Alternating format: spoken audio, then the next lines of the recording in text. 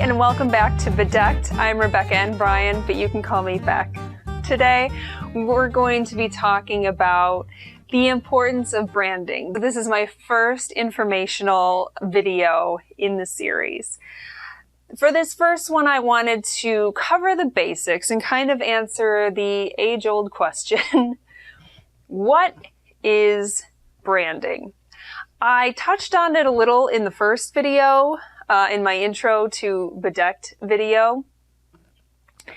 Branding, and more specifically having a cohesive brand, gives your readers something to associate with and something to remember you by.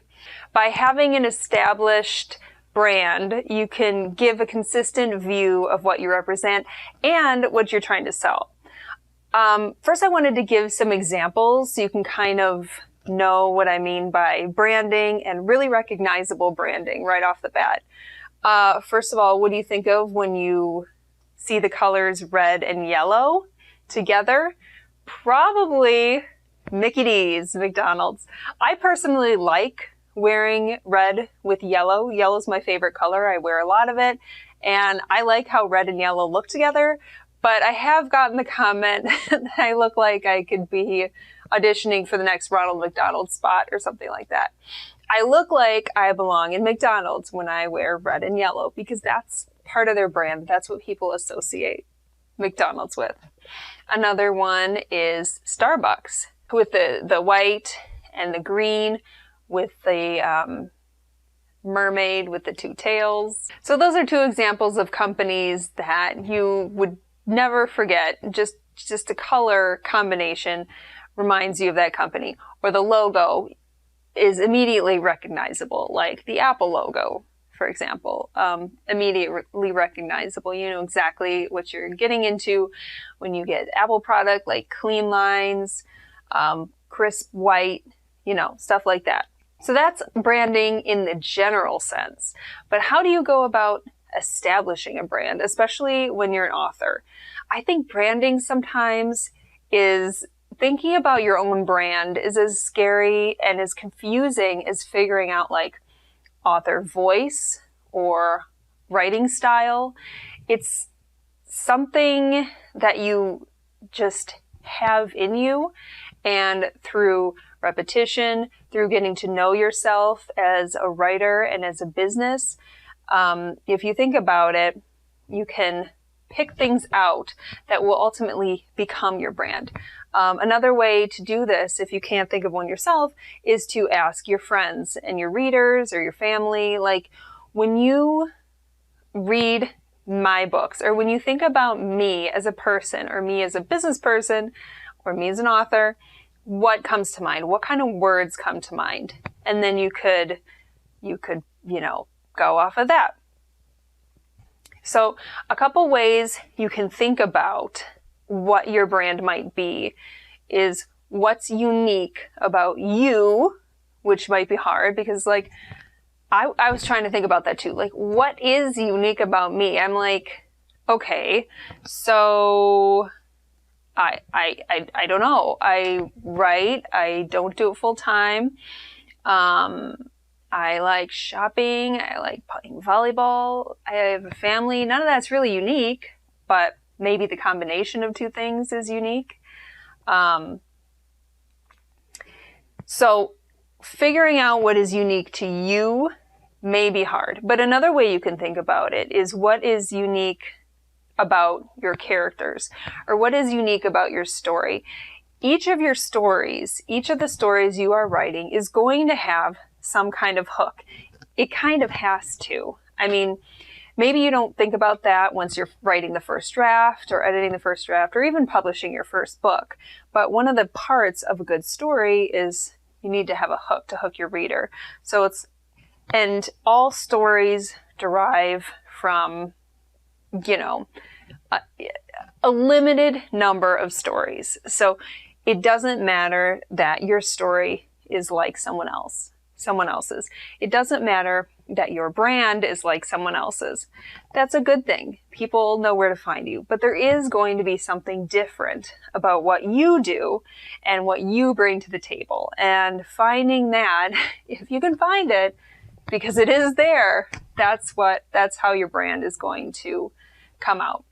So think about something unique about your characters. Think about something unique about your story. How are you hooking readers in? And then use that in your marketing, on your website, stuff like that. Another way you can think about it is, what feelings do you evoke or want to evoke with your readers? I know when I was working on my Rockin' Austen series, my Jane Austen retellings, I wanted them to be fun, lighthearted, and about women, but at the same time, kind of a dichotomy of women who want to be taken seriously, but maybe aren't, and they have to, go through kind of funny situations or whatever, to prove themselves. And in their case, to find a career and find love and everything like that. But I wanted it to be, lighthearted. So when I was thinking about that, I thought I came up with, imagery and colors that would honor that kind of feeling I wanted my readers to have. So there's different aspects of branding to draw from. There's tons of different things, tons of different moving parts that you can coordinate to really bring together a cohesive brand for yourself. So first of all, with authors, your very, very most important piece of marketing will be your book covers. So that is the place you should start, the place you should put most of your focus. It's not the topic of my channel, but that's a great place to start, because that's the thing readers are going to see first from you if they're finding you on Amazon or anywhere booksellers are sold. So let's assume for this talk that you already have a solid cover that fits right into your genre. That's something you can draw on when you are presenting yourself, either on social media or an in-person event. You can look at your cover, which perfectly matches your genre because you've done your research and you've hired the right people to make it, and you can draw on that. For example, historical fiction, I'm sure will have, if it's a Western, maybe it'll have a man in a cowboy hat or something like that, or a woman in a big poofy dress. When you're choosing an outfit, for example, one thing you can use is the cover. Like I said earlier, go with a character in your book. I talked about Flowerantha, my book Flowerantha, in a previous episode. And there are so many different characters I could draw from and bring it out to do some character work on that. I could, dress like a mermaid or dress like someone who wears plants or something like that. If you're writing fantasy or something, if you have a wizard in your book, you can build your brand around around wizards. Which brings me to my next point. If you're at a conference or something, or posting on Instagram even, you could reference pop culture. Like, if you have wizards in your book and you think your book would appeal to Harry Potter fans, maybe you wear a lot of Harry Potter t-shirts, or for example, like I said earlier, I write Jane Austen adaptations, like modern ones. So maybe I would wear a shirt with a Jane Austen quote on it. So it's as easy as throwing on a t-shirt sometimes. And I could even put a jacket on over it like this, and maybe I'd have a microphone cord hanging out. Who knows? By the way, this fits my brand too, because the tagline I've established is women who only look like they have it all together. So, I'll figure this situation out. Don't you worry. Going back to the color thing, with the feelings you want to evoke from your readers, you can delve more into that too, and set a mood with how you dress and what colors you post on your website or whatever. You could either do really colorful, which is like what I like to do generally. I like to wear and post really colorful things. Maybe if it's like women's fiction or historical fiction, you want to post in all pastel colors, or wear all pastel colors in this case. Or if it's urban fantasy, maybe you do want to show up in all black. But in any case, I would encourage you to think about that ahead of time.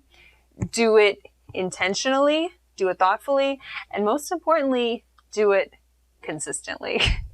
I hope some of this helped you think about, maybe ask yourself questions. If you haven't really established a consistent brand, maybe this got you thinking about what you can pull from your own work and from your own self, what makes you unique and how you want to stand out to people.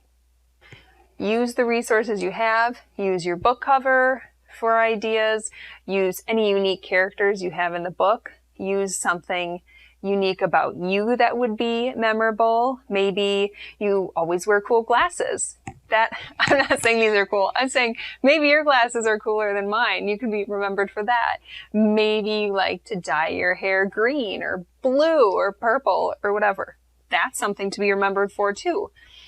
Maybe you like to always wear big necklaces or big bracelets. Maybe you always wear dresses with like comic book prints on it. You don't have to dress all flashy, but think about your book. Think about your characters.